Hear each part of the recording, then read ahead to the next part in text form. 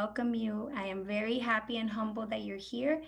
I know a lot of you may have responsibilities at this time of the day, and I appreciate you taking the time to take care of yourself, to listen to some hope, and hopefully get some valuable insights as to how you can heal and rise above this pain that you are experiencing. So I'll start sharing my screen now. Okay. Alrighty, so today we're going to talk about surviving the holidays. I do these webinars every 6 weeks. They're part of my giving back.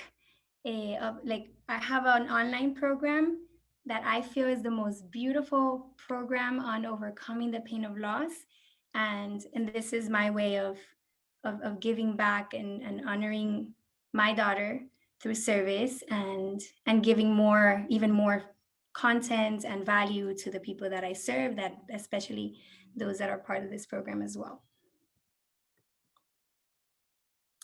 So today I am going to show you how to navigate through the holidays peacefully and with grace. And I know that many of us just want to fast forward and be done with this, and just or we're actually resisting and hoping that time stops and we don't even have to go through them. But I will hopefully help you leave this session with the hope, with the peace that you can get through the holidays. You're not just going to survive the holidays. You're going to get through them with grace and with peace, and they're going to help heal you, and you are going to continue to love and and honor the person that inspired you to be here, the person that has gone to heaven.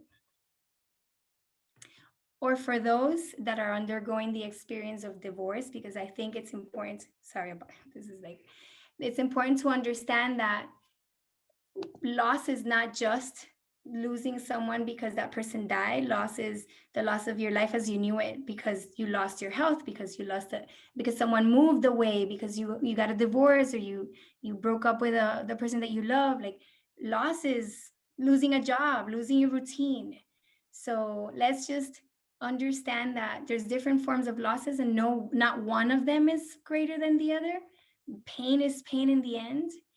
And and we're here, we're united by a loss, but we're hopefully going to connect by something higher, something more like along the lines of hope. And rather than identifying ourselves with how we what we've gone through, we're going to learn how to define ourselves with how we respond to what we've gone through. And one of the responses that I need from you is to avoid distractions. So if you don't mind, please turn off all distractions, like try to be present so that you can make the most out of this. Somebody did that, and I'm not sure I remember how to delete it. Okay, somebody drew a green line, so if you don't mind deleting it. If not, no problem. It kind of looks good with the design. Okay, so we have a free Q&A at the end. It's free therapy, you guys. My sessions are $400 an hour, and I am yours for free today until I answer the last question. So if I have to be here till midnight, I will be here till midnight, but none of you will leave without me answering your question. So you are in the right place if someone you love passed away, if you're going through a divorce, a separation, if someone that you adore has moved away, because they've gotten married, because they've moved to a different state or country, because of a job transfer, and you're in the right place if you cannot spend the holidays with the people you love because of COVID. Because a lot of people are experiencing that pain of the holidays as well, where I can't be with my parents because they're high risk, and this whole COVID situation doesn't allow me to be with them. So we think that pain only looks the way we experience it, but the truth is that our world is in pain. Our world is grieving, and we've paid a lot of attention to physical health, but we have no idea of how much it's really impacted the emotional health, the psychological health. So this is a great opportunity to be mindful of that and to reach out to those that may be isolated and may need a little human warmth. Regardless of why you're here, I am truly honored and happy to have you. I'm humbled by your presence, so thank you. And why am I doing this webinar? Like who am I to do this? Well, first of all, I'm a child of God, and God does amazingness.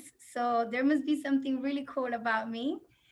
Also, I have a PhD in clinical psychology, and I have had 20 years of clinical experience. I've been in practice since then, and I live. This is not just my career. This is my way of living. I take a lot of pride in leading by example and practicing what I preach. I also have endured loss. So I have gone through what you've gone through. Maybe not the same, right? Like it's never the same experience and we're all unique, but I understand pain. I understand loss. Here's a little bit of my story for those of you that are watching me for the first time.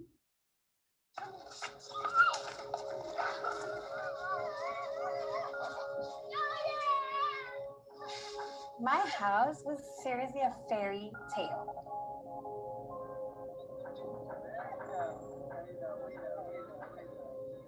We're about to start construction in the backyard, and we wanted to enjoy the pool one last time with our family and friends. And at some point, my friend asks me, "Where's Fofi?" And when I looked down, I saw her red polka dot mini bathing suit.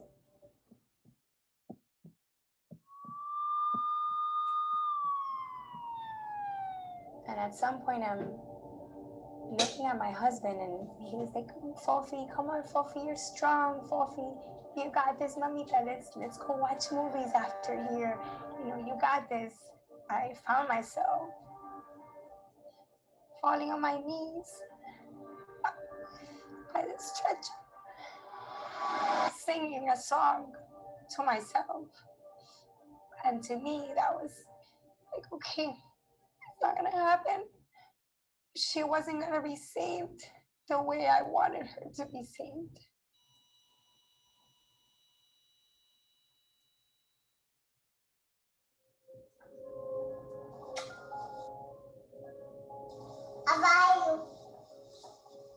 Are we ever gonna be happy again? Like, is it possible to be happy again?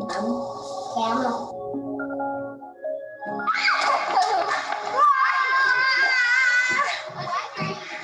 The priest said those that were happy again chose to honor their children or their lost one through service, through love, acts of kindness, and gratitude. And I want to honor my daughter. So everything that I do is to honor her. I learned through that experience that just because I went through this, it would make people feel more understood. And they would feel hopeful, because if you went through this and you can smile and you can experience joy, then I can't.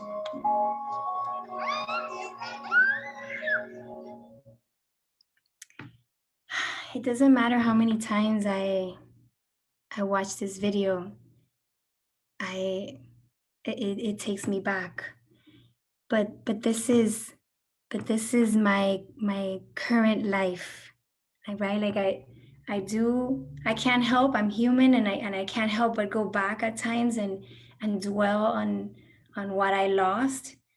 But if I'm truthful and honest and humble and raw with you, I I have I have a beautiful life, and I almost feel that because I went through that loss, I am so lucky. I'm so blessed. I feel like obviously back then I felt like, why me? Why me? And now I'm like, oh my gosh, how did I deserve to be the chosen mother of an angel? Like, how is it that I have all these hookups in heaven? Because I imagine that my daughter goes to Jesus and or or God or whatever we believe in, right? Like, and then God is like, you're so cute. What do you want? Whatever you want, I'm gonna give you. So then I get all these hookups because I ask her to intercede, and she goes to God, and God is like, okay, yes, no problem. So I have I have truly found the way to joy, not by not talking about it, not by forgetting that I lost my daughter too soon, too fast, but by embracing it, and by acknowledging the gift that having that being able to love beyond measure, beyond, like, to transcend time and space, and to be able to truly unconditionally love my daughter, because she doesn't do anything cute to earn my love. She for sure did not meet my expectations for her life. And I can still adore her. And I can do that by celebrating life after loss, rather than feeling that I need to dwell on the pain of the loss forever, and never, and not embrace the fact that she was life. She is life for me. So this is my family. We continue to honor my daughter. My kids continue to honor their sister. The little one never met her personally, but she knows her well, and she loves her, and we have like a nightly prayer that we all engage in, and it's called Angel Fofi. We called her Fofi. Her name is Veronica, but we that was her nickname. And she's very much part of our life. So if I'm honest with you guys, although there are moments that I miss her dearly, it's been 7 years. The majority of the time, I don't miss her because she is so present in our lives. She is so talked about. She is. I just there's so many signs that I have chosen to define as signs that help me feel connected to her. That I I continue to love and experience my daughter, and I hope I can convey that for you, so that you may find a little hope in understanding that this pain that you're feeling is temporary. It's and it has a purpose, right? Like, it's building resilience and strength and love and grace and everything that you're going to need to be able to elevate yourself and rise above this loss. So, can you imagine feeling peace during the holidays while still remembering and honoring the person that you lost?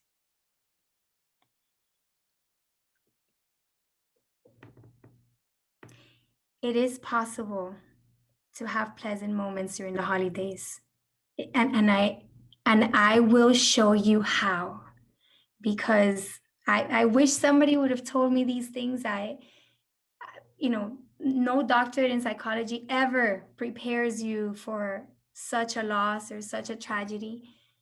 So I didn't know, right? Like, what I'm going to teach you has nothing to do with my clinical background. It's something that I had to learn as a human being just like you. So if I could do it, so can you. I'm going to discuss 4 things that are going to help you not just survive the holidays, because I think we shouldn't survive them. I think we should experience them fully, and we should embrace them, and we should use them for our healing, because and I'll share a little more about this. Pain is not the enemy. And everybody that follows me and knows my work knows that I'm really adamant about feeling the pain, allowing ourselves to embrace it, to sit in the dark, to to cry. If you have 3,000 tears to cry, don't cry 250. Cry the 3,000 tears. Like, and the reason I embrace and I believe in pain and in using pain to rise is because I differentiate between pain and suffering. Pain is hope, because pain is what we have to go through to heal. Pain is the pathway to healing, to joy, to our highest self. Everybody that you may know has done something great in life has done it because they've experienced pain first. So pain creates the discomfort that we need to be motivated to want to get rid of that discomfort and do what's impossible. Like, pain awakens our creativity. We want so badly to feel better that we're willing to do anything. And we become creative. We think outside of the box. We learn how to connect with a deeper source, like with our inner wisdom. So then at that point, we're able to discern, we're able to make better decisions. We create habits that are good for us because of pain. So pain is not the enemy. Pain is, I always compare it to a fertilizer. What are fertilizers made of? Poop. Fertilizers are made of poop. They stink. And so is pain. Pain stinks like poop and it feels like crap, but like fertilizers, they help us grow, they nourish us, they allow us to develop, to strengthen. So when we think of pain as a fertilizer, as the path to joy and to healing and to peace, then we are more willing to embrace and feel it. The problem is that many times we refuse to accept what's going on. Because in our minds, we have an idea, like in the little box of our mind, we have these paradigms, and paradigms are like beliefs, very strong beliefs of how life is supposed to be. Life is fair. Life, I'm supposed to die before my kids. She was too young. This wasn't supposed to happen. Marriage is forever. Like, I was supposed to be happily ever after with my spouse. Like, and he had to, like, why did he have to leave? Like, we have these ideas of how life should be. And the truth is that's how we want life to be. But life is. Life is, with lots of amazing things and others that don't feel so amazing. Life simply is. And when we experience something that moves away from our idea of what life should be, then we struggle with accepting that. We resist it. We fight with reality. No, it wasn't supposed to be like this. I was supposed to spend Thanksgiving with my daughter. My husband was supposed to be here with me to witness this, to have grandkids together. Like my sibling, I miss my sibling. I miss my dad. He was supposed to walk me down the aisle. Like we struggle. We struggle with these experiences, rightfully so, because they hurt. They hurt. But if we sit with that hurt, understanding that there is hope because it's temporary and it's building us, it's fertilizing us, then it's easier to sit with that pain. So, the first thing that I wanted to share with you is that anticipation, the anticipation of Thanksgiving, of Christmas, of Hanukkah, of the new year, that anticipation is always more painful than the experience itself. And the reason for that is because anticipation is living in the future. And when we're living in the future, we experience anxiety. When we live in the past, last year, Thanksgiving was with my daughter, was with my husband, with my father. When we look back, we experience depression and pain. So living in the past brings depression. Living in the future brings anxiety. Only living in the present moment can we experience peace. So we get to choose to live one day at a time. And instead of living already in Thanksgiving Day and dwelling and suffering for it, we're going to live today and prepare for Thanksgiving Day today. We're not going to we're not going to live Thanksgiving today, because today's not Thanksgiving Day. And today's not, it's not Christmas, and it's not New Year's. And there's something that we can do right now. We don't even know that we're going to make it to that day, right? Like this today, right now, is all we have. And we get to fully embrace it. And if what you feel right now is pain, then that's what you get to embrace and feel and sit with, because everything in your life has purpose. And this pain that you're enduring, this pain, even though you can't understand it, and you see, I thought God was crazy. And I would tell him all the time, you're crazy as shit. Like, what were you thinking? Like, how could you not prevent this from happening? But in hindsight, some things make sense, and then others may never make sense, and that's okay too, because we get to proactively pursue acceptance. And I have other webinars on the things that you can do to overcome adversity that talk a little more about acceptance. This is actually one of the main topics of the online program I'm going to talk to you about. It's in Hurt to Hope. And my book that's coming out, Hurt, the number 2, Hope, also discusses this. So if you want to learn a little more, I strongly encourage it, because we may not understand what acceptance truly means. And I go more in depth in those areas. So suffering, I love this quote by Seneca: we suffer more in imagination than we do in reality. And I think that's aligned with the idea of the anticipation, right? Like, oh my gosh, Thanksgiving's gonna be the worst because he's not gonna be here and she's not gonna be here, and I can't live without him or her. And and the truth is that that anticipation is, in addition of living in the future and in the past, it's also like the resistance, right? Like we're creating that suffering. And the difference between pain and suffering is that pain is the pathway. It's the thing you have to feel to be able be able to rise. Suffering is happens when we reject, or we escape, or we push back on pain instead of sitting with it, because then we're denying reality, we're resisting reality. And what happens is, just because we deny reality doesn't mean it doesn't exist. It's going to continue to be there. And it's going to dig deeper and deeper and deeper in our souls, in our core, in our hearts. And it's going to get to the point that it's going to explode. And a lot of people have experienced like a double grieving experience, right? Because they lost, let's say, a parent, and they didn't allow themselves to feel it because they needed to be strong for the siblings or for the other parent. And then they lose somebody else in the future, and it's a double grief because the other one was still there, deep, deep. So if we escape pain, we engage in suffering because it becomes deeper.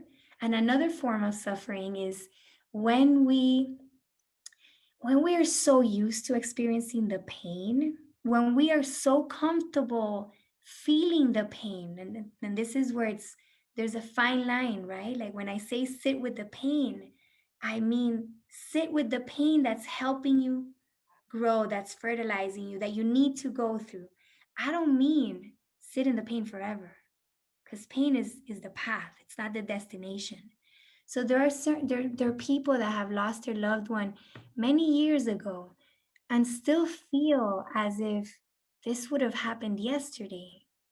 And that's because they've chosen to honor the loved one through pain, to stay in the pain. They've chosen it as a destination. They've owned the identity of a griever. And I see this all the time in our social media groups, where very well-intended, kind people are sharing their thoughts about grief to connect with you and everybody else. But when I read things like we're always going to be grievers, and we can get better, but we're never going to stop hurting, and I cringe, because I understand there may be some truth to that, in terms of like, do we ever fully heal? I mean, anything, not just grief, right? Like, we're human. So So I understand there's some truth to that. My problem is not with the statement as much as with identifying yourself with the title and the role of a griever or someone that needs to be in pain. And I will tell you that oftentimes the reason we suffer so much is because we have this paradigm, this belief that the more we loved, the more we should suffer. And we judge other people based on that. Like I felt it. I mean, we're trained by society to think this way. I remember going to a retreat soon after my losing my daughter, and I had I received so much grace, and it was such a beautiful moment amidst the catharsis and the pain, because God knows that I felt it in the deepest parts of my soul. But there was hope, right? Like there was light in that retreat, and I remember like feeling like, oh my gosh, like I feel like dancing right now, and then I felt so guilty about the thought about being so happy and so hopeful, so full of, yeah, so full of hope, that I was like, oh my gosh, like I believe this too. I believe that the more I grieved, the more I loved my daughter. And I am a testament to how like erratic that is. I adore my daughter. I adore her more now than I ever have. And I have lived without her more than I lived with her. She was almost 3 when she passed. She would have been 10 this December. So when when I tell you that it is possible, and it is even more powerful and beautiful to love the person that you've lost through service, through by rising, by becoming a better version of yourself, by talking about him or her, by remembering him, by I I'm speaking from experience. It is possible to continue to love while being kind and loving and compassionate even with yourself. So I guess the first thing I want to tell you is in preparing for the holidays, question and challenge your paradigms.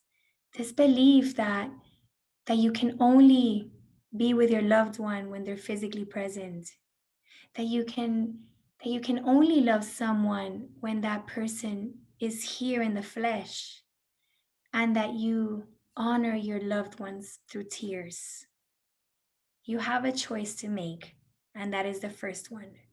During these holidays, in which you celebrate the day that we devote to thanking God or the universe or each other, the world, for what we have, for what we believe, for our blessings, are you going to use that time to feel grateful for your life and the life of the person you lost and the memories and the time together?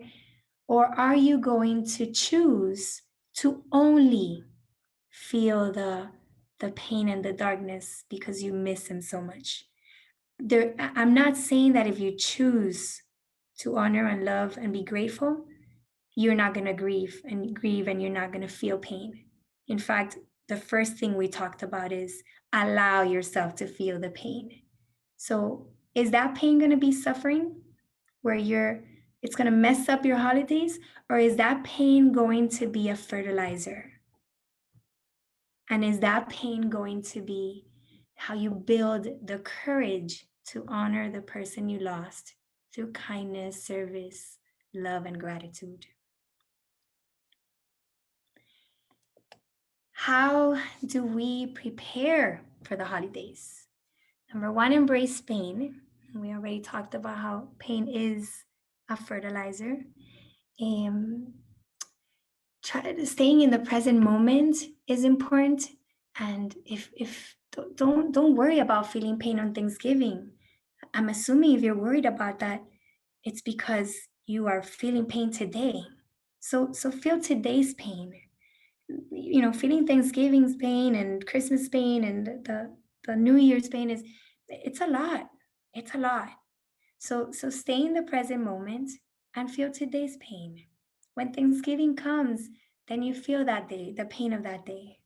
And the thing about holidays is that it magnifies, right? Like on the day to day, we're busy, we're working, we're attending to our responsibilities, and it's easy to get caught up in the life responsibilities and be distracted for a second. But we know that being distracted is not healing. What heals is allowing yourself to sit with the pain. So holidays are particularly powerful and a beautiful experience to force you to sit with that pain, to avoid distractions. That's why holidays are either very difficult if you interpret it that way, or the most beautiful opportunity, because there's no distraction. There's no, for many, right? There's still some people that have to go to work, but for many, there are no distractions. It's obvious that there's an empty chair. It's obvious that, somebody's not going to eat the entire pumpkin pie, and that the person that was really amazing at cooking this pecan pie is not here to do it. It's it makes it harder and stronger, and in a way, it makes the person even more present, because you may not stop thinking about him or her that day, and that's okay. We don't want to forget about the person we loved. We want to honor that person. I once heard a story that the that we should be afraid of the second death, not the first one. The first death is when our bodies die, but our second death is when we're forgotten, when our legacy wasn't important, big, strong enough to be remembered by the people that are left behind. But if you're here, the person that you lost left a beautiful legacy, because you are showing up to see how you can honor that person.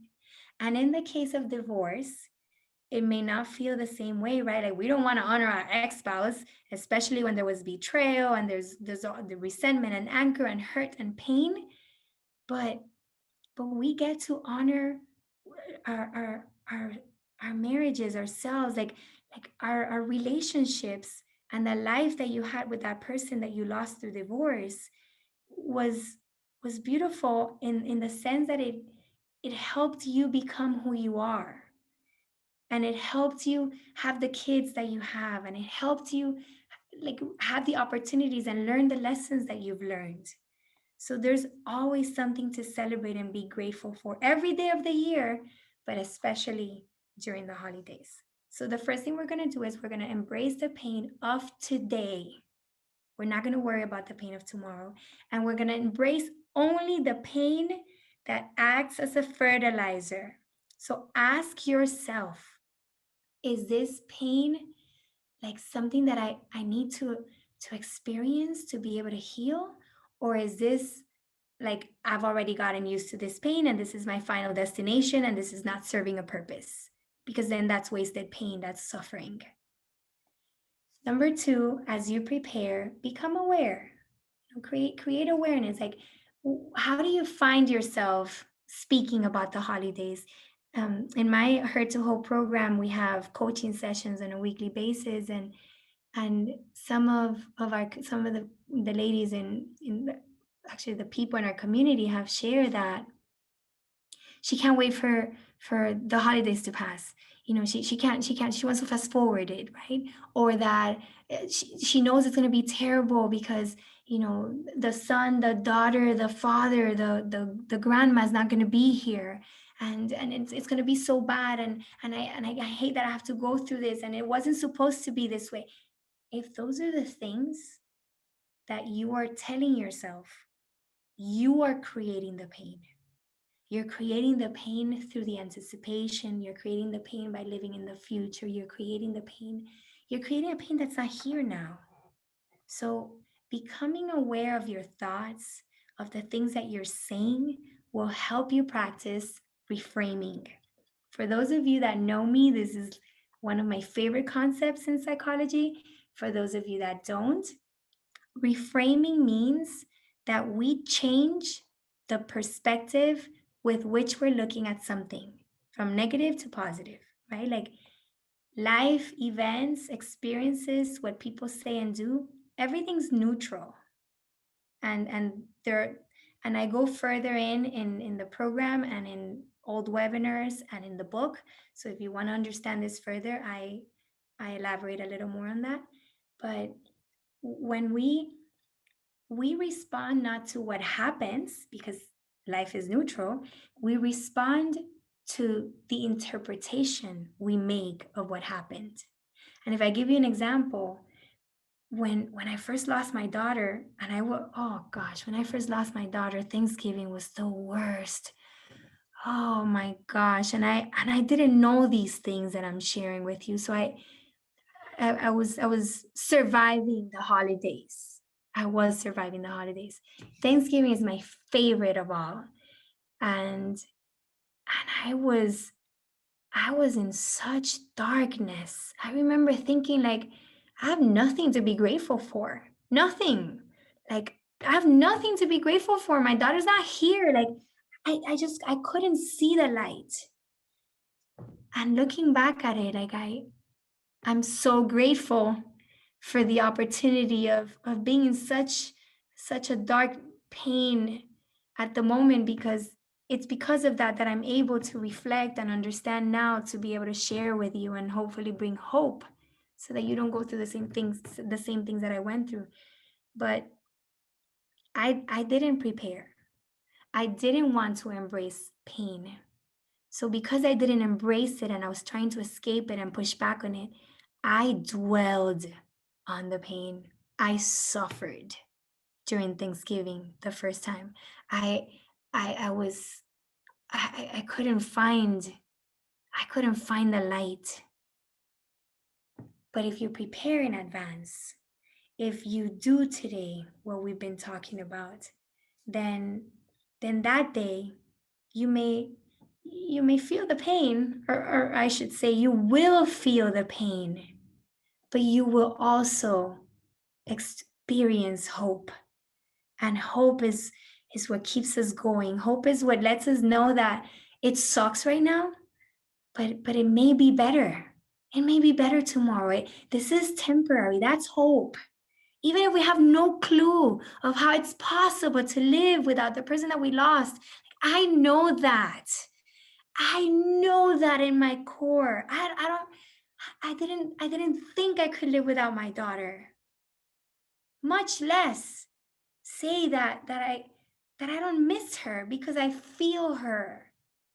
Even when she's not here to caress me and hold me and hug me and kiss me and wrap her little hands around my neck. Become aware of what you're telling yourself. Become aware of the thoughts in your mind. Just because you think something doesn't mean it's true. You can change that thought. You can reframe that thought. And I teach you how to do that in this program, and I teach you how to do it in my upcoming group book. So if you want more, please like seek the tools. I have a lot of free content on YouTube as well. So look for this hope. Don't stay in the suffering. And then lastly, changing the paradigm has to do with reframing. And a paradigm that you get to change is, I honor my loved one through tears. The more I loved her, the more I need to suffer and feel the pain. That's a paradigm that we should change. Why don't you love your loved one through act of service, through gratitude? Why don't you start writing today what you're grateful for, so that when Thanksgiving comes, you don't have to be stuck in that place where I was on my first Thanksgiving, where I couldn't think about something I was grateful for. Changing the paradigm means you need to first become aware of what are the things that you're telling yourself. It wasn't supposed to be this way. I'm not going to have a good Thanksgiving. Like, what about your other kid? What about the rest of your family? What about you? Like, you're here. Those people are still here. Is it that the only person that mattered was the person that you lost? what about the people that remain? Do we get to honor them too by at least being present, by celebrating the holiday, by saying a Thanksgiving prayer and saying, it's been a tough year for a lot of us. It's been painful, but I'm grateful for you. I'm grateful for this food that you cooked. I'm grateful for my health. I'm grateful for my resilience, for my faith, because it helps me, for my courage, for my ability to sign up for a webinar and make myself vulnerable and make time at night to hopefully get some guidance and receive some hope from someone I don't even know. Change the paradigm, change the belief system, change the thing that's preventing you from living and embracing the holidays while honoring and loving the person that you lost. How do we celebrate the holidays? Well, first of all, there's no right way of celebrating. Like there's not. So whatever feels right to you, that's what you do.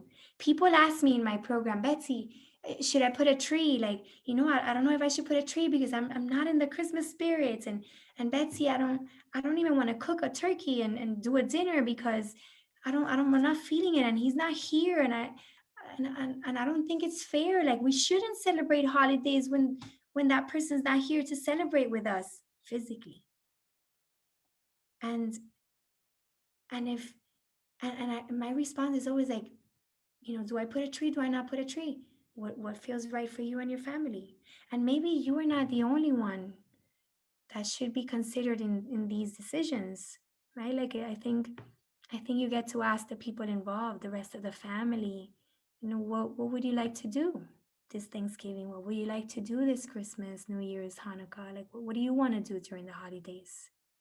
And consider them and come to a middle ground. Like what's important for those people, what's important for you, and see how you can come to a middle point where you're honoring the rest of the family and you're honoring yourself. So do you put a tree? Do you not put a tree? Well, maybe let's say they don't want to put a tree, and let's say you really want to put a tree for your kids, the rest of the kids, or for the rest of the family. Then maybe get a little tree for a table, right? Like just get creative, but listen only to the people that matter, because there's no right or wrong way. I have a client in one of these, in the Hurt to Hope program, that lost her daughter recently, very recently, like just a couple months ago, and she still puts a plate of food on the table and where she would be sitting. And some people, especially your family members, your friends that want to fast forward your pain, not understanding that it's part of the healing, they're well intended, but I'm sure they say, like, listen, you shouldn't be doing that. That's crazy. That's gonna drive you insane. Or maybe you have pictures all over and they think, oh my gosh, this person's not me being able to move forward, and that's that, they shouldn't do that. So take those pictures down. This looks like a sanctuary or a memorial. And it's like, no, no, you should clean the closet already. It's been 2 years, it's been 6 months, it's been whatever. No, you shouldn't be smelling their clothes, and you shouldn't be. Says who? You celebrate. You celebrate the holidays. You honor your loved one. You feel that person. You connect with your loved one the way that feels right to you. Now, feeling right means that it brings you peace. The moment that it becomes a limit, that it gets you stuck, then that's unhealthy. So when I say, like, your family may say that's crazy, that's insane, don't do it. Be mindful of the fine line there is between celebrate the holidays as it serves you, do what you think is right, smell the shirts of the person that you loved, do what you need to do, serve the plates, leave the chair open there for that person to join you for dinner. Do what you must, as long as that action is is bringing you peace and is helping you cope so that you're able to one day fully accept that this person is now with you in a different way and that you get to reinvent your relationship with him or her. So celebrate the way that it feels right to you.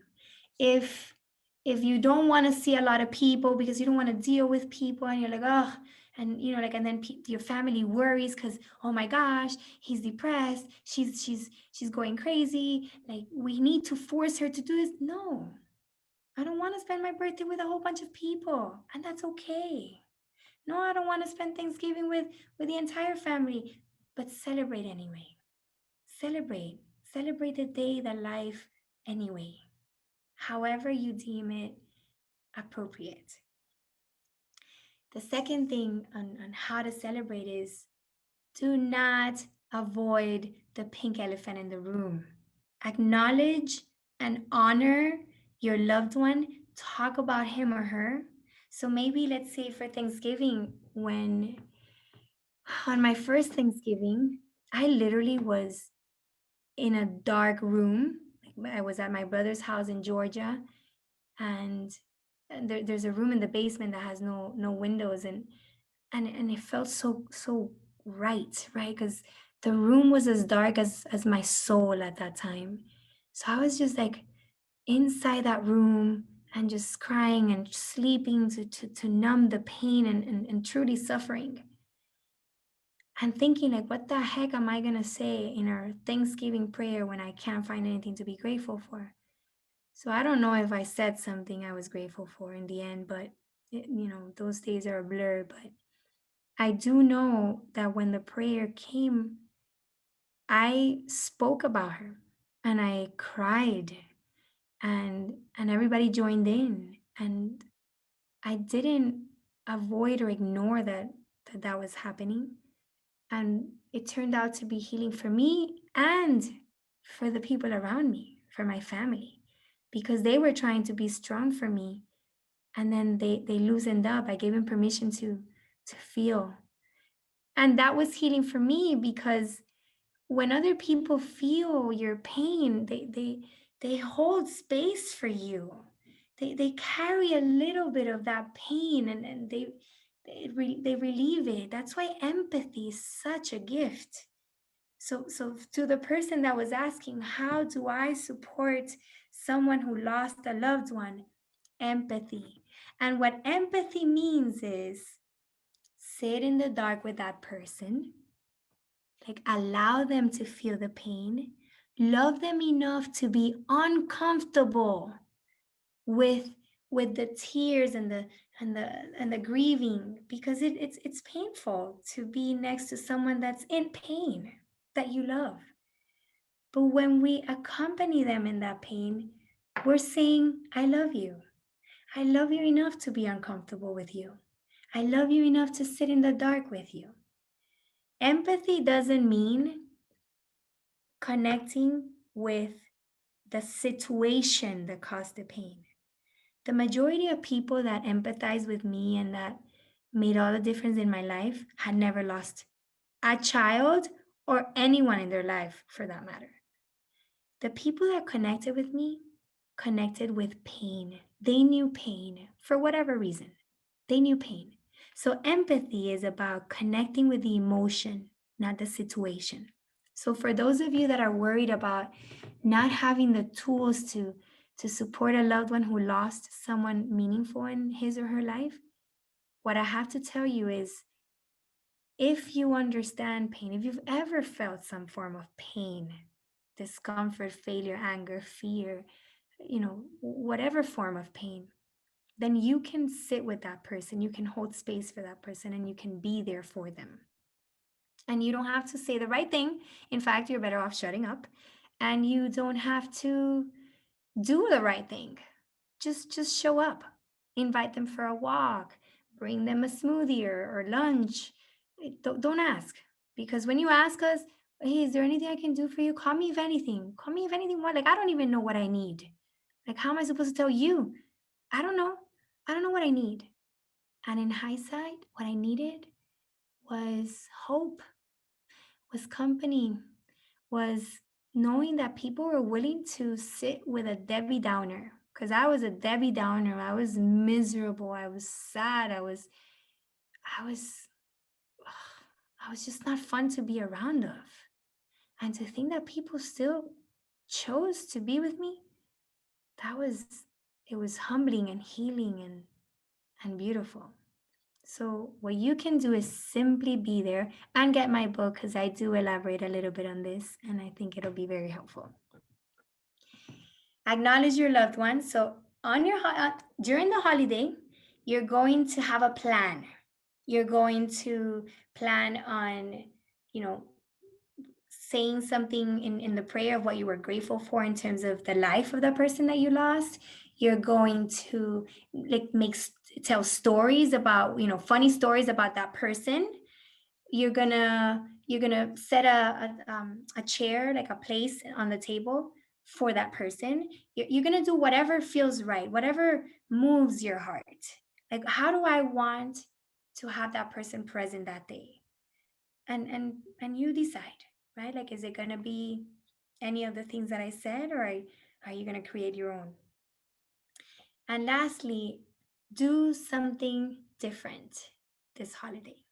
Do something different for Thanksgiving, do something different for Christmas. And when I say different, I don't mean the entire thing has to be different.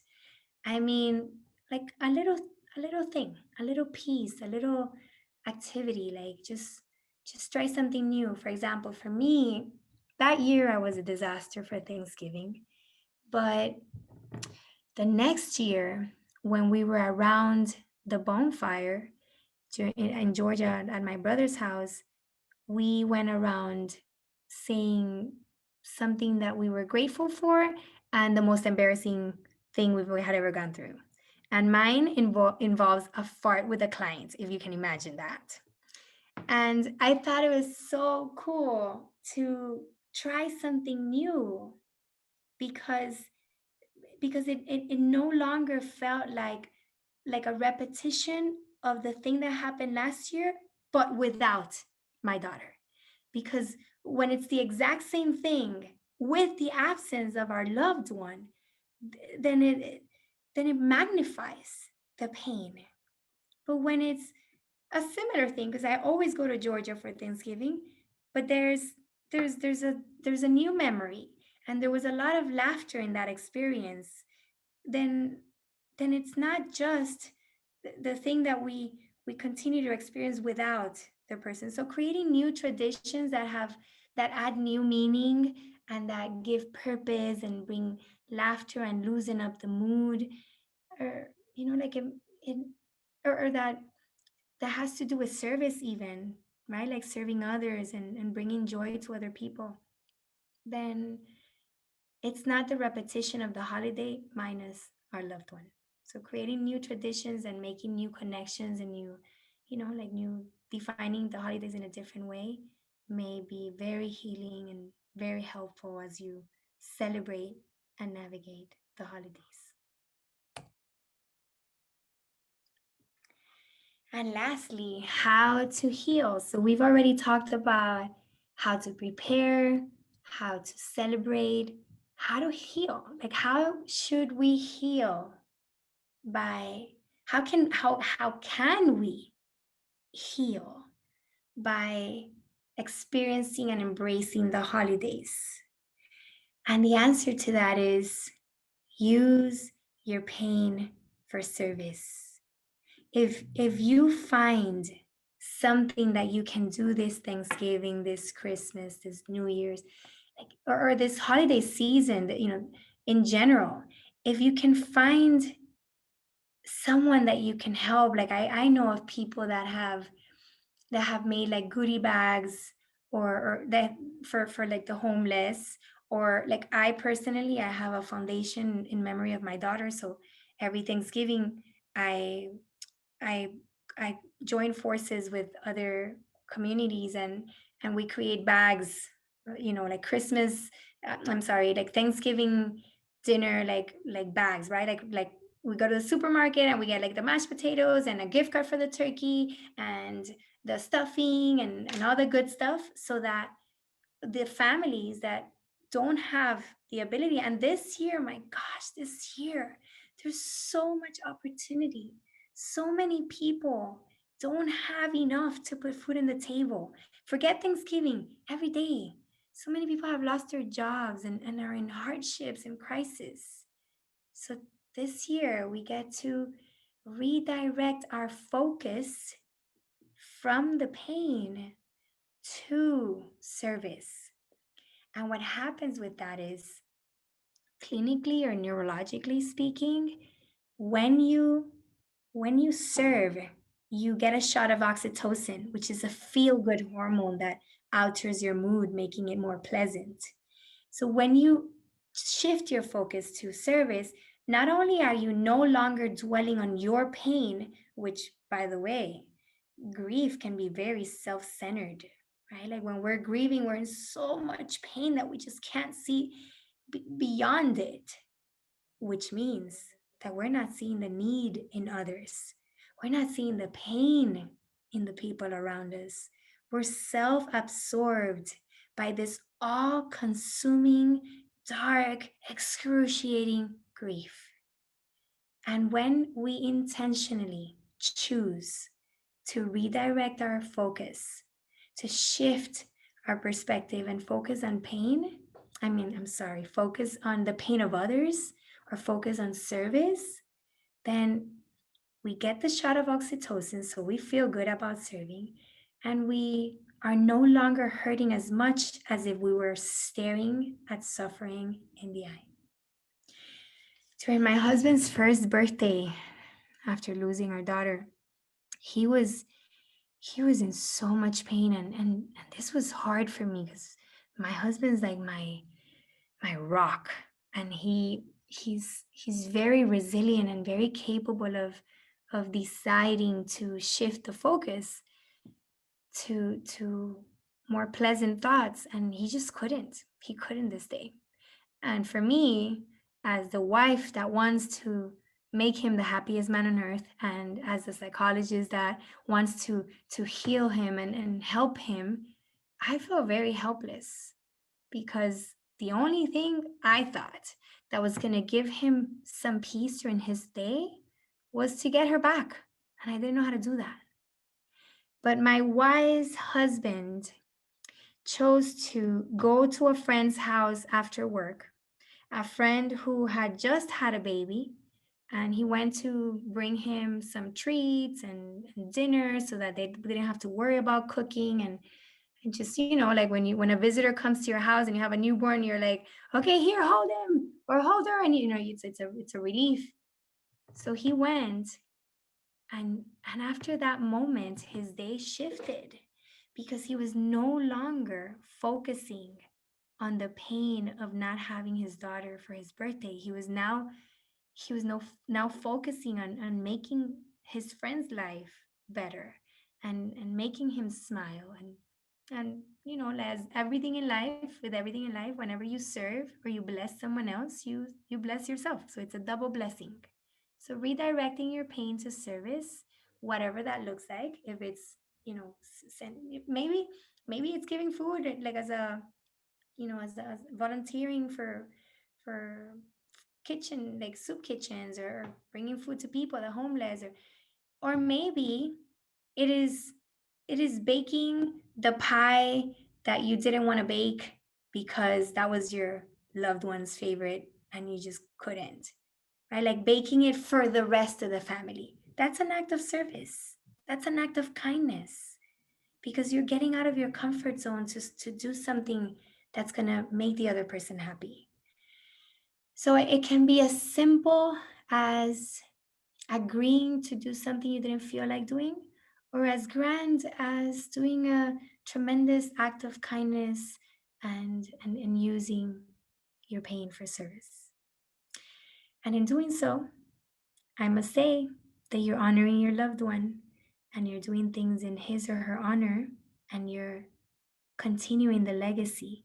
And maybe those people that you're serving, you get to tell them the story of this person.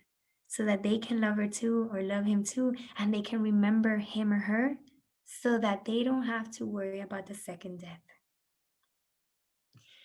Number two, when you go through each day or each holiday, each important date, process the experience.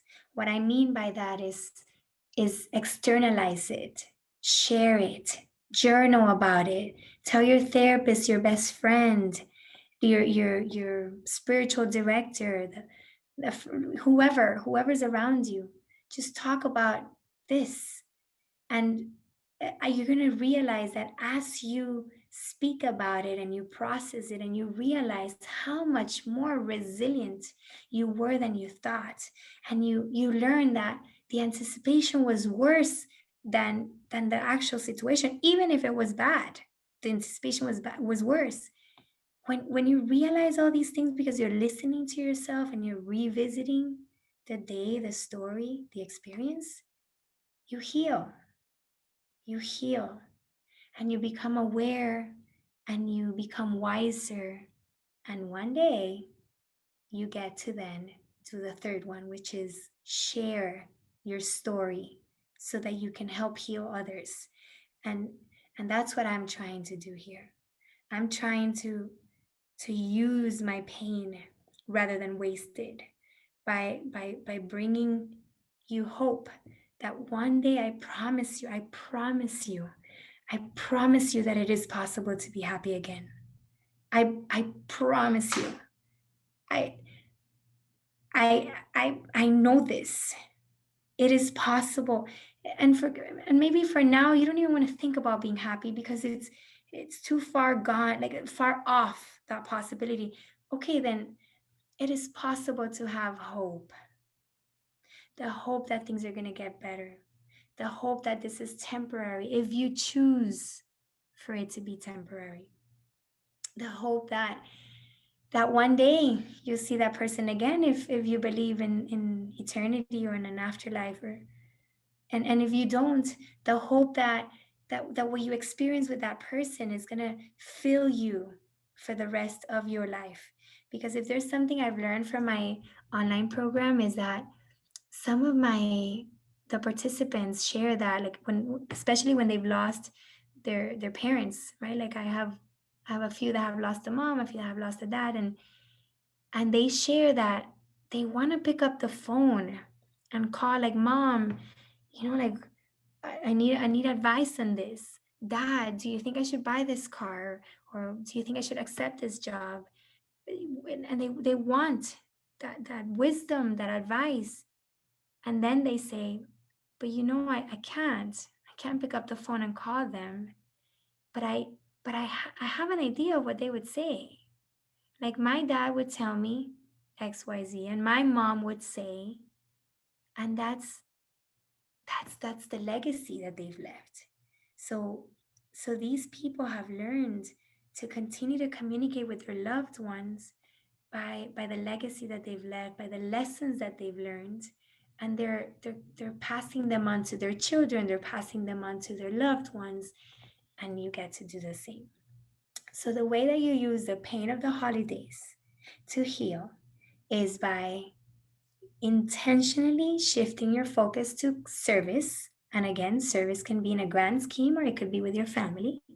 By processing your experience through journaling or talking to someone, or just externalize it. Don't stay with it inside. Or if you stay with it inside, do it in the form of a meditation or there's something called the Examen, which is a form of prayer that in which you go back to your day and you relive your day in your mind, right? Like you go through it and oh, this happened and then that happened, and you're able to look at things that you didn't pay attention to because you were in it, right? Like you were rushing through the day and or too caught up in the pain.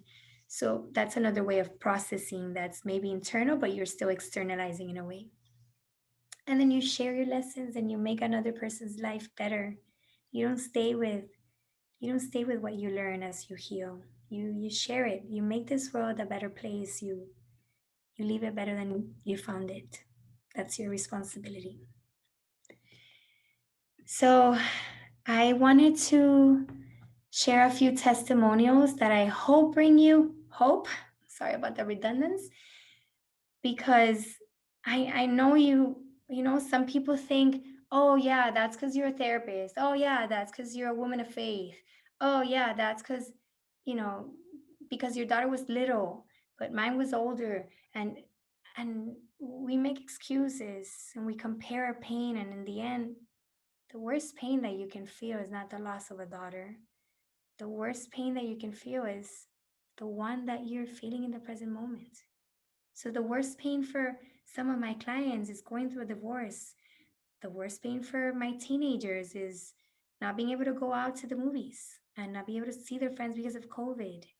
And pain is pain. Pain, your pain is not bigger or smaller than mine. So comparing pains is useless. It's using the pain to rise and to become your highest self that matters.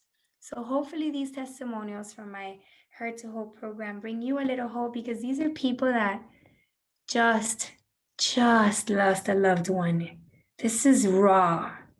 And by the way, some people think like, no, I'm not ready for a Hurt to Hope program because it's too raw. Like, and yeah, like, of course you have to honor the pain, but that's why we begin with pain. And in my program, we believe with pain. We begin with pain. Well, but I teach you how to feel that pain, how to not let it turn into suffering, and how to use it as a fertilizer. She is so right when it comes to like people celebrating the holidays early. And I was like, what? It was unbelievable. And now it's going to sound weird, but because of the program and so much positivity, I'm actually enjoying right now the process of wanting to decorate for my children. And it's because I see it as like, instead of looking at it as a negative thing, I'm like, no, she enjoyed this holiday, so I'm gonna make it extra special. I'm gonna make it sparkle for her, and I'm looking forward to that decoration is to honor her. We're all doing it to honor her. I hope I speak for everyone in that sense, that we're all here to like support each other. We're all here to listen. And I said, I will go to therapy when I think I'm ready to go. And finally, I said, you know what, let me give it a try. And come to see, we are all going through pain. At the end of the day, the pain is the same because we've all lost something dear to our heart, someone dear to our heart. So I'm just glad that we ended up doing Hurt to Hope. It really has helped a lot. I lost my life the way it used to be, and I ended up with Betsy again.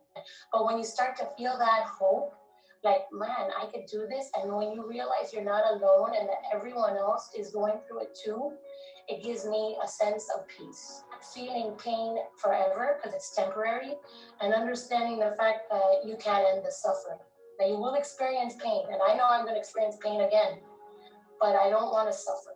And I think that to change your focus and find something to serve others, as you were saying, so that you can enjoy the moment and understand why things happen, I'm trying to do that every single day. Every single day. So that's it.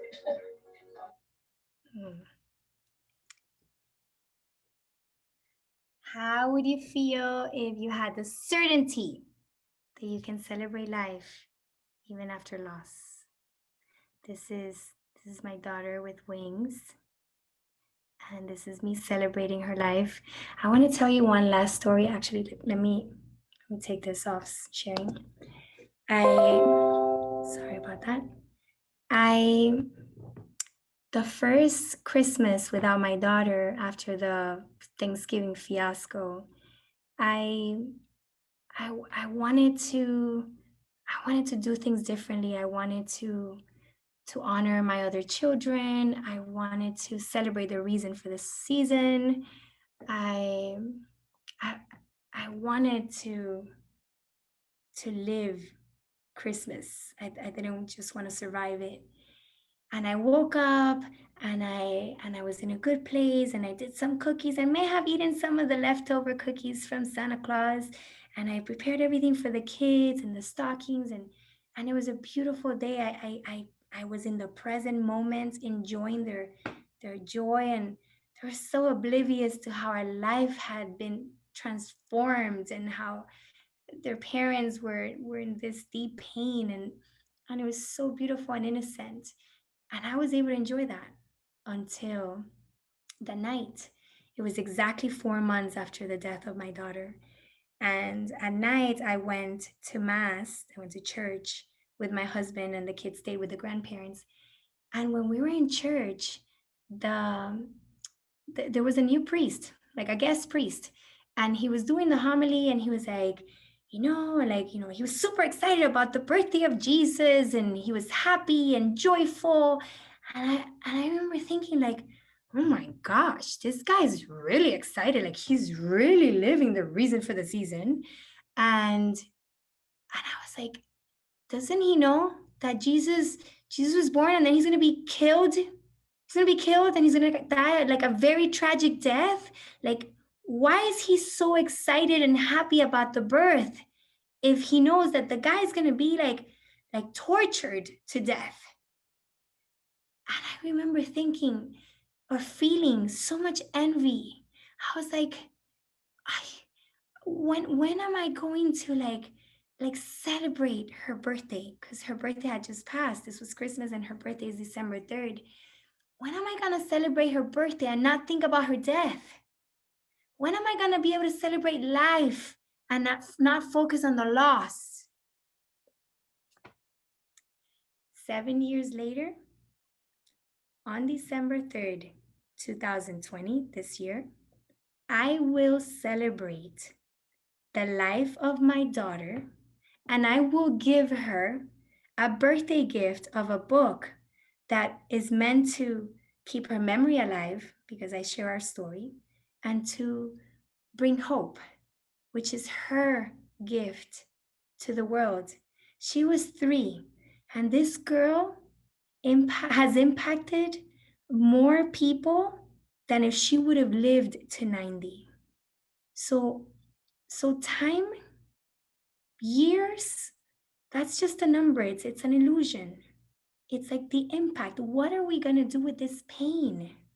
How are we going to use it to like rise to what we were created to be, to honor that loved one that we miss so much, so that that person can remain not just in our lives, but like in our world, in other people's hearts? How are we going to rise above this experience of grief? And I will finalize to open up the Q&A.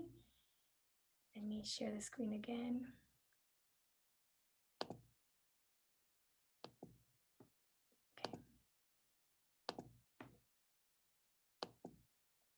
Okay. So this is clearly how here I'm telling you, I am not different to you. And I mentioned this before. If I can do this, so can you. So would you allow me to accompany you in this journey and have the honor to help you go from stuck to elevated and experience the joy again of the holidays one day? This is how I honor my daughter. Everything that I do for her. My work is not my work. It's my vocation. It's my purpose. It's my way of life. It's my modeling to my other children.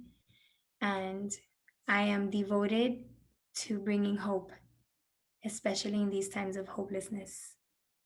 And the way that I do that is through different programs that I have. I have this Her to Hope program. I have the book that I just finished writing, and it took me over 2 years, and it was an experience and a very healing process, and a double blessing, right? Because I hope to bring hope to others, but it brought me hope as well and healing.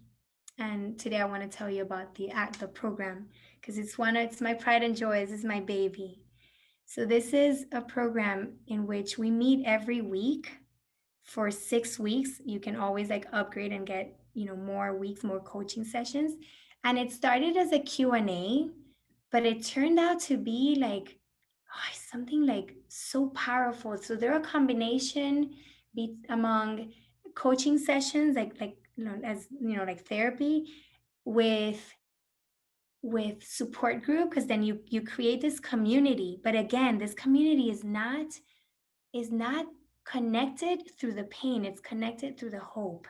So although we came together because of pain, we're staying together because we're trying to rise above this pain. And some people don't want to do that. So then this is not for those people. The people that want to stay suffering and want to stay in the paradigm that love equals suffering, then I discourage you from joining us. But those that want to honor the loved one through love, legacy, kindness, acts of kindness and gratitude, then here on. The program is 4740, like the value of the program based on the things that it includes. So it's 5 modules. Each module has from 3 to 4 videos. Each video has a worksheet. So in that, I call it Hope Sheet. So that Hope Sheet is where you do the personalized work. So that would be like the clinical therapy part that's personalized for you. And then that helps you like have a better understanding of where you're at, and you can ask questions or discuss it or process it in our coaching sessions. And and then we have the weekly sessions. They're an hour and a half. They're on Zoom, and we have people from all over the world. It's international, and it's so beautiful how people from so many different backgrounds come together, and they're united by light, right? Like we don't define ourselves by our grief. We define ourselves by the way we respond to it and the way we use it to help, to be the face of God for others, to make others better and bring hope to hopelessness.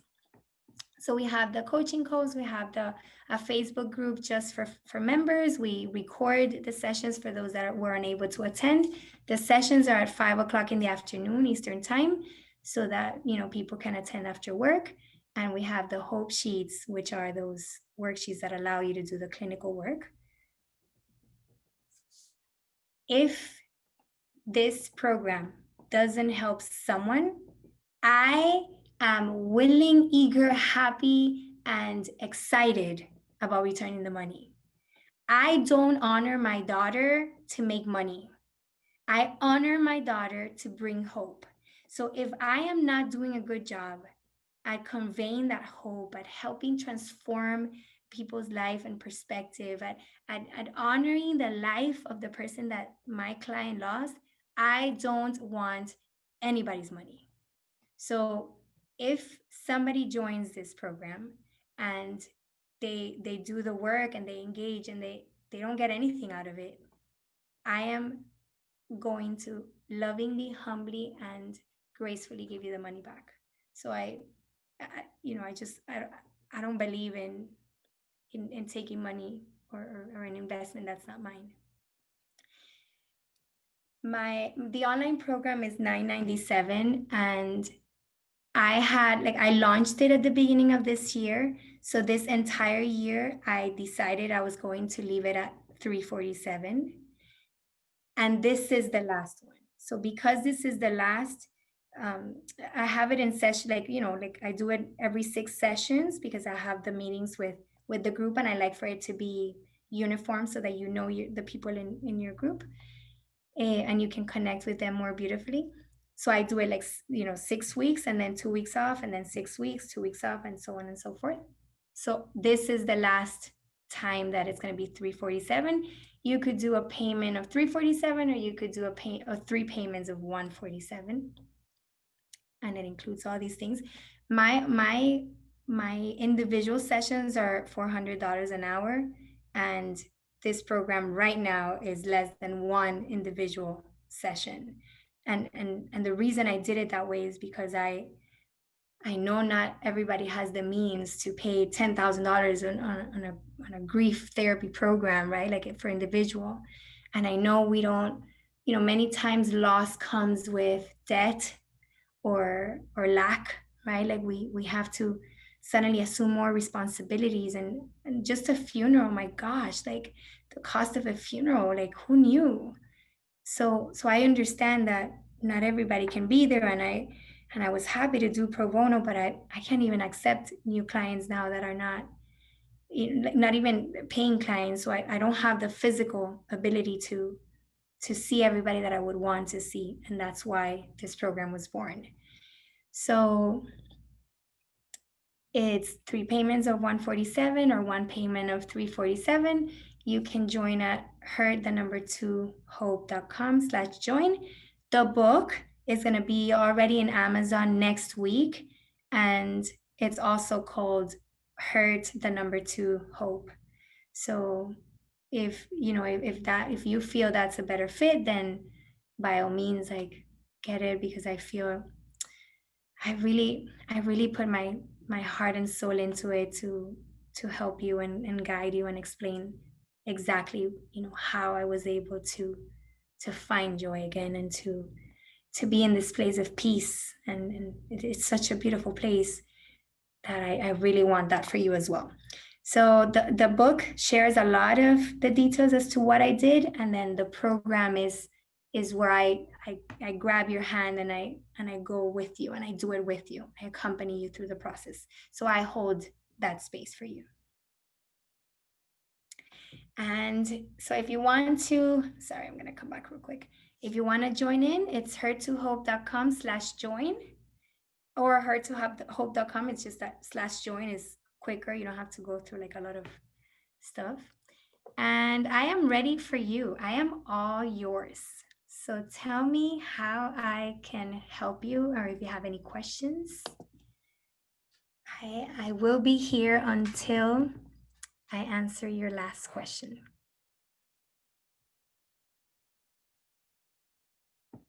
Let's see if I have anything here.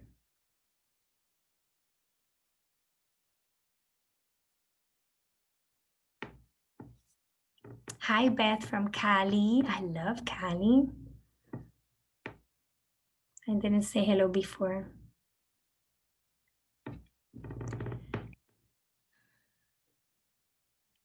I am very comfortable with awkward silence, so I'm here for you.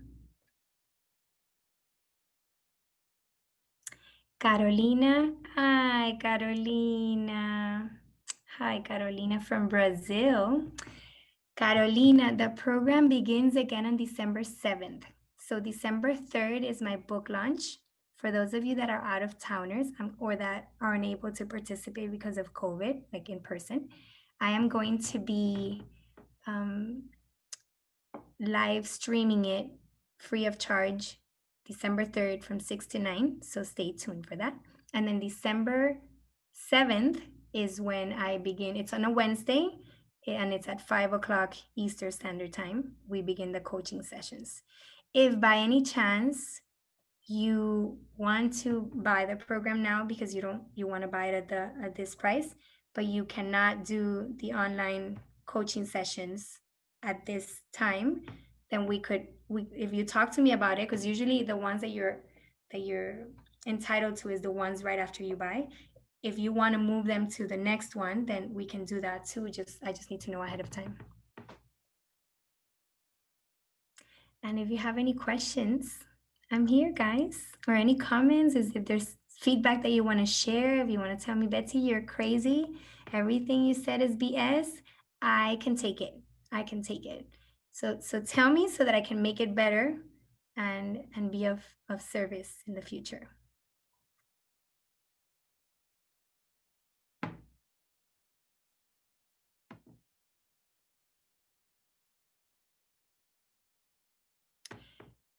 Yes, Evie, there will be a replay. So for all of you that signed up, and clearly you did because you're here, but even the people that weren't able to attend, everybody that signed up will receive a replay of the webinar.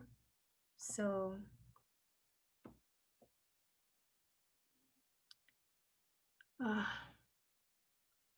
So somebody is asking, why does grief hurt physically so badly? Gosh. Pain, like emotional pain, it's like people can't see it, and doctors can't diagnose it by looking at some x-rays, but it is real. It is real.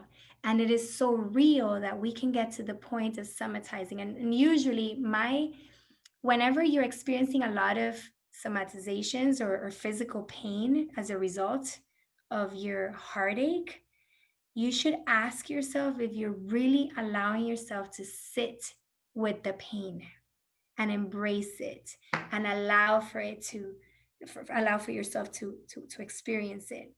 Because what happens is when we escape pain, when we don't have time because we have to be strong, or we think we have to be strong for the world around us, or when we have debts to pay and we can't just be on a bed all day or all weekend and do nothing, we're not allowing ourselves to go through the pain, and the only way around pain is through. So many times when we're like, we're going, and we're not feeling enough, our bodies need to tell us, like, whoa, do something about this. And usually we do pay attention to our physical ailments. So then many times grief hurts physically because we're not giving it the place in our lives that we need to give it emotionally. So our body's like, our immune system goes down and we get sick. I know I always get like the flu or a big time cold or COVID. I got COVID when I'm in a lot of pain or stress, and writing this book was painful, right? Like, because I had to, in order to connect, like to convey the story to you, I had to go back to live it. And it was hard. It was hard and painful. And because I was going through that pain again, my immune system went down, and I was pushing on it. I was like, no, I don't have time for that right now. I need to finish a book. I got sick. I got COVID. I've gotten flus in the past. I've gotten sick. So physical pain is oftentimes related to us not sitting with the emotional pain in a way that serves us and heals us. And besides, so that's one of the explanations. Another one that I can think of is when we experience heartache, our brains, our subconscious minds don't know how to differentiate truth from fantasy, right? Like it believes whatever you tell it. So if you're constantly, having these sad feelings, then it confuses that with tiredness. It confuses that with depression, so then all those emotions that are cousins, or like emotions and physical ailments that are cousins, like tiredness. Like sometimes if you're tired, you tend to be down because you don't have the energy to be positive, to respond to unexpected situations as gracefully as usual, right? So that's another one. When you're in a low vibration, which we are in when we're sad and depressed and grieving, then all the low vibration experiences and emotions are are attracted. We attract them. So grief affects everything. But if we choose to change one little thing, like one little domino, then we can revert that impact. We decide what direction the domino is going to fall in. So do you believe you can die of a broken heart? I do, Lucy. I do believe that, actually. I believe you can die of a broken heart. But I believe more that you can mend a broken heart. And I don't know where you guys stand in terms of faith, But I know that when you have a higher power, a source to help you mend that broken heart, it's a lot easier and way more doable, right? And it doesn't, I call him God, but I've had a lot of clients that call him something else, right? So it is possible to mend broken hearts, and you deserve to mend your heart. You weren't created for sadness and suffering. Like you were God's purposeful creation, and you deserve to be happy. So yes, I believe someone can die of a broken heart, and I believe even more than that person shouldn't die of a broken heart. That person should die with a mended heart and lots of joy in her heart.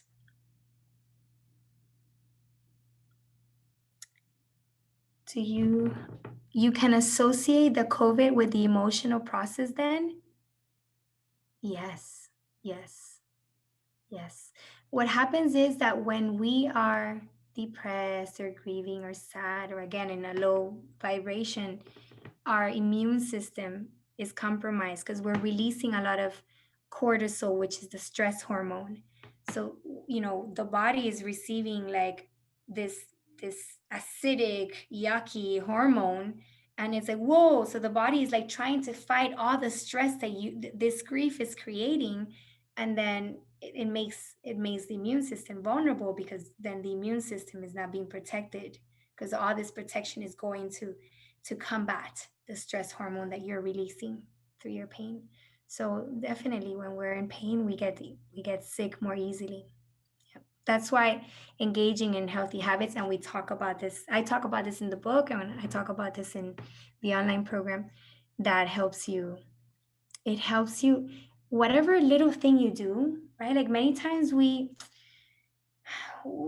we don't have the emotional intelligence yet, or the wisdom to attack our grief emotionally, but maybe we're really good at creating a discipline and having a structure, a system, and having a morning routine can be very healing, and that has nothing to do with talking or processing emotions. So having a morning routine where you move your body, whatever that looks like, exercise, walking, dancing, and meditating, right? Like for me, the meditation I practice is called centering prayer, and it's a form of Christian meditation, and it's very similar to traditional meditation, except what they call mantra, I call sacred word or phrase, and the intention is different, because my intention is to put myself like consent to the presence of the Holy Spirit within me, right? And it's beautiful. It's beautiful because, listen, I live for my husband and my kids. I live for them. So the thought of losing one of them, it's just unbearable, incomprehensible. Like I didn't have the strength. I didn't. But when you consent to the Holy Spirit, and when you tell God, like, hey, I'm all yours, figure it out, because I can't do this, then you don't have to do it. Then you don't have to have what it takes. Then you don't need to know everything. You're going to be guided, and you're going to be supported, and you're going to be strengthened along the way. And then what seemed impossible suddenly becomes reality.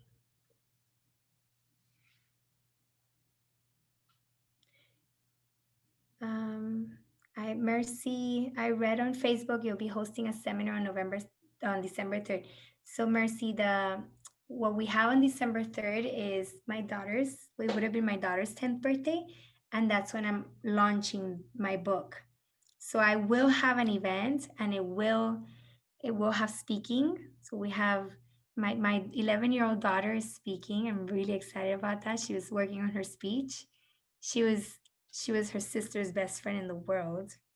So you know, it's the first time. She was 4 at the time, so now is the first time that we're talking about how she processed it, which is it's beautiful and interesting and painful all at the same time.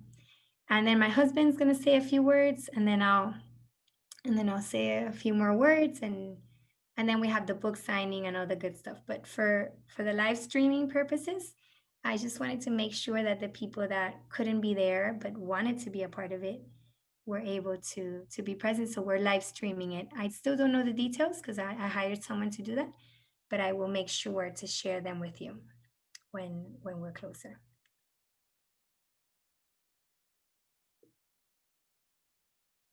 Rita, I love you. Rita's one of our girls from Heart to Hope. Thank you for your message. I would love to give this to a friend who lost her daughter, but I wouldn't want this to come off as trying to fix her. She doesn't want to talk to anyone right now. She said it's too painful to see friends who still have their children around. Oh my gosh, poor thing.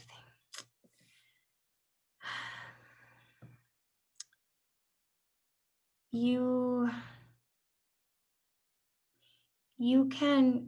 can gift this to her and let her come back to it when she's ready. When you first experience such a raw pain, you don't have energy to work on it and try to heal it. And you don't even want that because it's too much work, or at least you think you don't want that, right? We don't know what we don't know. I had a therapist when I lost my daughter that I had hired to do something very like a specific thing, right? Like I wanted to work on a pattern that I had that I didn't want to pass on to my kids, right? Like I wanted to make it better. So I hired whatever therapist that did the job, but I didn't have a connection with him. It was just my place to process. And when I lost my daughter, I couldn't even schedule an appointment to tell him. So my husband went with me, and he's the one. I couldn't say what happened. In fact, if you notice, I have a video about it just so that I don't have to go through the trouble of saying it myself. So I went to the therapist with my husband shared, and I didn't connect with him, right? Like I didn't, there was no warmth. So I understand what she's feeling, because a lot of therapists do this as a career, as a job, but they don't necessarily have the empathy or the compassion or the connection to help that person through that. And I went through that, right? So then I was like, screw that. I'm not going to anyone. And I don't want to talk about it when I don't want to talk about it. That's another thing that I love about this program. You don't have to go to the appointment. If you can't sleep at 3:00 in the morning, you can log in and you can get your coaching therapy session there. And you can, pray that whatever I said in all those modules was the thing that you needed to hear in that moment. So what's beautiful about this is that it's at your pace, from your home, at your time, and you don't have to talk about it when you don't feel like it, but you get to talk about it and process it when you want to. So if you want to gift it to her, then just, and let's say she doesn't want to start yet, then let me know, and I'm happy to honor the 6 sessions in the next session, in the next, the next time we launch it again. And let her, I think it's a beautiful thought. You're letting her know, you're giving her a gift of hope, and how you present it is going to determine if she feels like you're trying to fix her or if she sees it as a gift of hope. So I have a lot of videos on IGTV and YouTube. So maybe when you gift it to her, you also share like a small, a 3-minute video so that she understands what this would do. And that may help her connect with me and with our mission. But that's very sweet. That's a beautiful gift. Salma.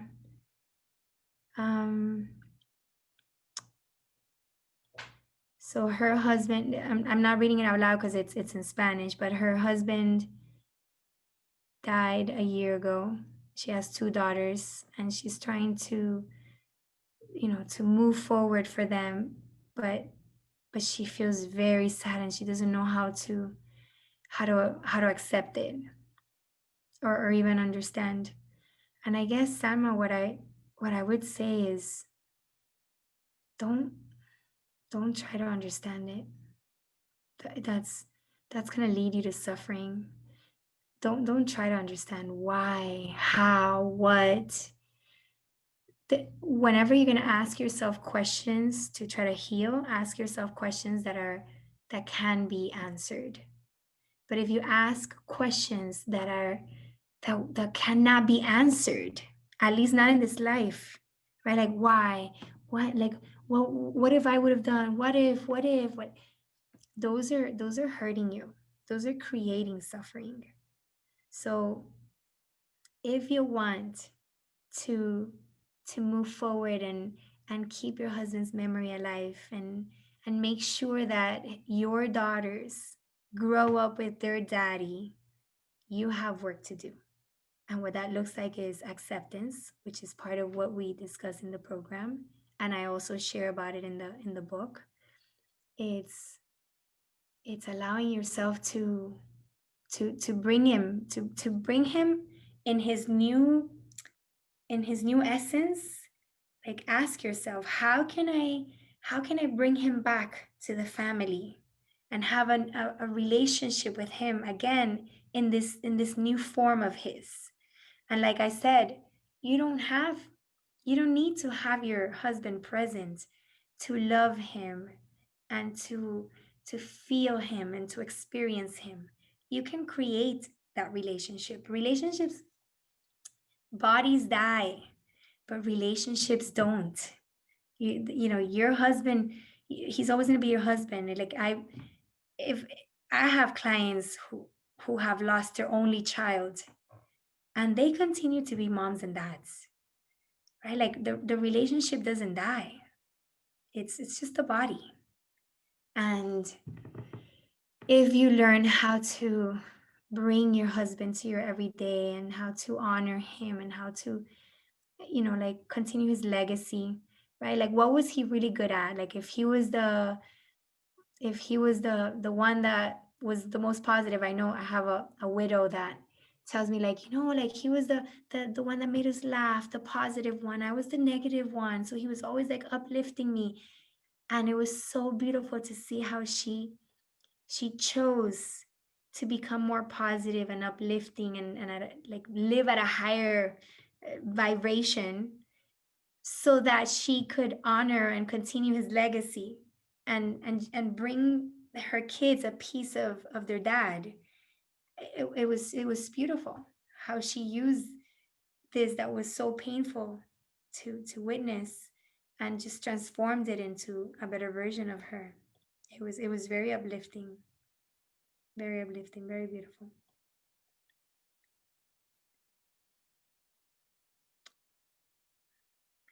You guys, like, it pains me. It pains me to see so much pain, and so much grief, and I don't know if it's because I've gone through this, but I feel like I get all, like, like, everybody feels compelled to share. Like, the other day, someone texted me, my friend's son died, and that's it. Like, I haven't spoken to this person in years, and that's the text I receive. I'm like, hi, how are you? Like, help me out here. Like, why? Like, I receive a lot of really sad news, and I have a private practice, and I have the online program, and I participate in ministries in my community, and I see pain every day. But I have to tell you that the pain that I see does not compare to the hope that I witness. And that's why I'm so adamant about converting hurt into hope, because I've seen it save people's lives. I've seen it save people's marriages. I'm known in Miami as the couples whisperer, the couples therapist. And for the longest time, I thought that's what God wanted me to do. I was meant to help couples, create fulfilling marriages. And then, of course, He threw me a curveball, and here I am doing this work. But I have seen people in rock bottom, and I've witnessed their rising because of hope and all these things that I share in the program.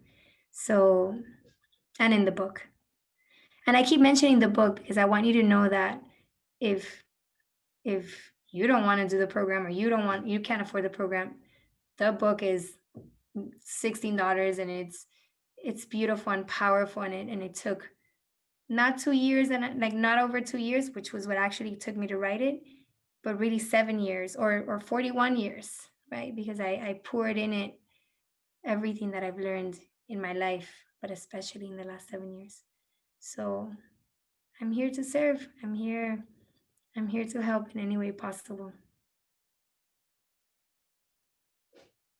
Melly, my heart is hope now. Melly is part of our program, and she's had a lot of roller coasters during these last 6 weeks, Melly. But I've seen you rise up to hope too. Christine. So somebody's sharing that she lost her baby girl. I'm sorry. 3 months ago. Oh, I'm sorry. It was. Oh, I'm sorry. That's painful. So someone here lost her daughter 3 months ago. She was born still. And I have so much anxiety about the upcoming holidays, but I love what you said about living and feeling in the present moment. I am praying for peace every day. I will pray for peace for you too. Listen, this feels insurmountable right now and impossible to overcome. And that's okay, right? Like it's okay that you think this, and it's okay that you feel this, and it is important that you sit with that. And if you want to cry, you cry. If you want to have a pity party and complain and feel miserable and feel bad for yourself, then do that too. You're entitled to. And you'll see that allowing yourself to feel that pain, like it's like I have an analogy that I share in the book, that like grieving and feeling the pain or sitting with the pain is like filling a piggy bank. Like a ceramic piggy bank. When you put the first coin, the coin like travels a lot because it's has to get all the way to the bottom, and it hits itself hard because it's ceramic and it's hard. There's no cushion there to like break the fall. But the more so tears are like coins in a piggy bank. And the more we cry, the at the beginning it hurts. It's like it feels like forever, and you're crying forever, and it's painful, like that fall of those first coins. But then those coins form a cushion in the bottom, and then suddenly like you have that to break the fall.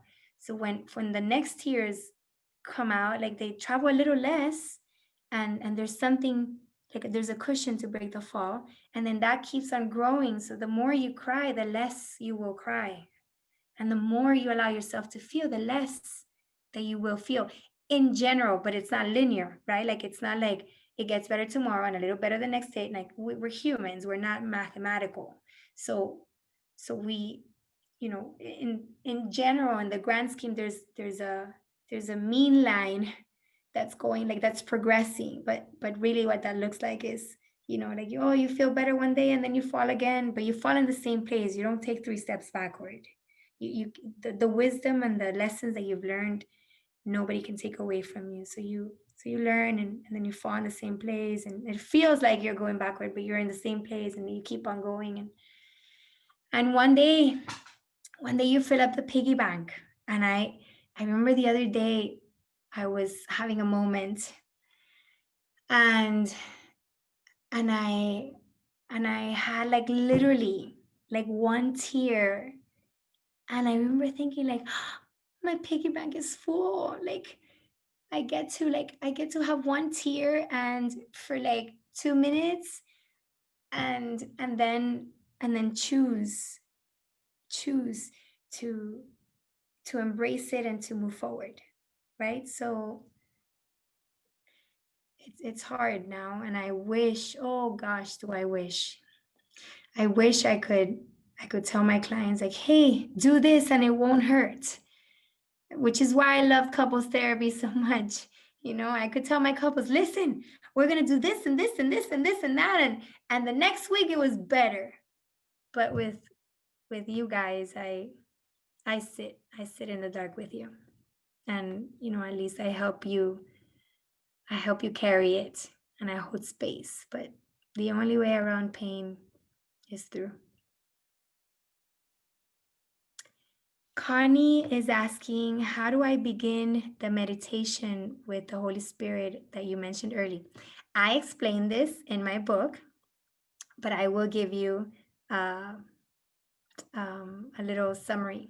So the one that there's a really cool app for like Christian meditation called Hallow, HALLOW.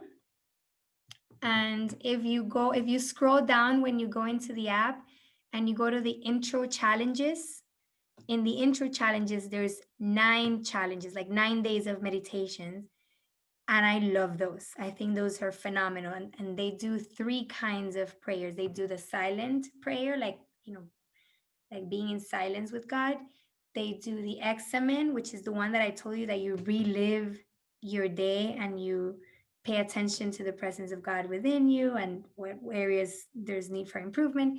And then there's the Lectio Divina, which is a form of prayer in which there's like a dialogue with God. So they read a very short scripture, and you're in silence and stillness. And when you listen to a scripture, you have to see like what phrase or word like stands out. And that's like the way of like letting God speak to you through the scriptures. So those are really cool. But just it's called centering prayer. There's a lot of research online, so you could YouTube it. And centering prayer is simply sitting in silence, and every time you have a thought or you engage in a thought, you let go of it by using your mantra, or like we call it, sacred word or phrase. So you choose a phrase, like it could be like peace, love, something sacred, beautiful, peaceful. So it could be peace, love, Jesus, God, serenity, hope, whatever resonates with you. And you repeat that until you can let go of your thoughts. And then when another thought comes, then you repeat it again and you let go of that. And sometimes you spend the entire 15 minutes, repeating, like mine is Jesus, Jesus, Jesus, Jesus, Jesus, Jesus, because you're so distracted and you're thinking about everything but meditating. But that's fine, because the power of this exercise is not to have a great meditation. It's to have a great life. So meditation, no matter how bad the session was, is helping your life become better. And I heard this analogy once and I thought it was brilliant. When somebody's practicing diving, even if they do a shallow dive, right? Like they don't go all the way deep into the water. Even if they do a shallow dive, they get wet. And the same is true for centering prayer. Even if you have a terrible session because you were so distracted, the fact that you sat there for 15 minutes and you consented to the Holy Spirit to come in you, just that gets you wet. So that sounded weird. That gives you the benefits. And it's recommended to be practiced in the morning as soon as you wake up. If you could do 5 minutes, do 5 minutes. But ideally it's 15 minutes in the morning and then 15 more minutes in the afternoon, sometimes between 12 and 5 p.m. to So what that does is it replenishes you for the second part of the day. It's amazing. It's changed my life. I was always running around like a chicken without a head, you know, and having a business, 3 kids at home. I have 4, 3 kids at home, a husband, a house. It's interesting, but this multiplies your time. It's amazing. Makes you more effective.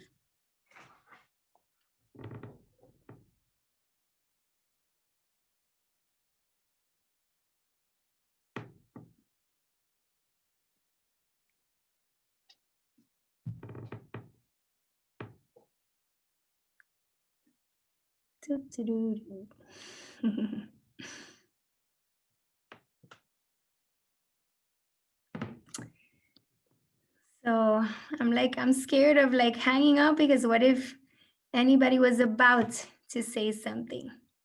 So speak now or forever hold your, what's your peace. I forgot how it went. I'm telling you guys, my English is not very good looking sometimes.